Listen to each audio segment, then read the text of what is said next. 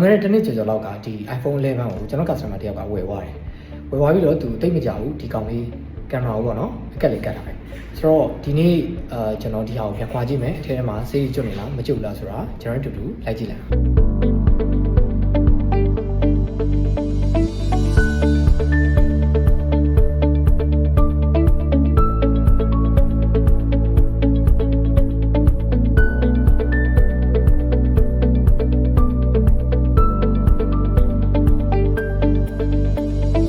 ဆိုတော့ခုနကတွေ့တဲ့အတိုင်းပေါ့နော်ကျွန်တော်တို့ဒီဟာတွေကိုမှန်ကက်ခြင်းအဖြစ်ကဘာမှတိတ်ပြီးတော့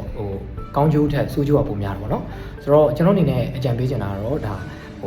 ကျွန်တော်ကတော့ဒီလိုမျိုးကတ်တာတော့အားမပေးဘူးဘာဖြစ်လို့လဲဆိုတော့ဒီအပေးရထုတ်ကလေးကဒီကင်မရာမှာပါတဲ့ glass တွေကအခုလက်ရှိကတ်တဲ့ဟာတွေတက်အများကြီးပို့ပြီးတော့မှားတယ်ပေါ့နော်ဆိုတော့ဒီလိုမျိုးစီအနေနဲ့ဒီကင်မရာကတ်မယ်ဆိုလို့ရှိရင်လည်းဒါကပြောရရင်မလိုအပ်ပဲနဲ့လုပ်တဲ့အရာတစ်ခုဖြစ်တယ်ပြီးတော့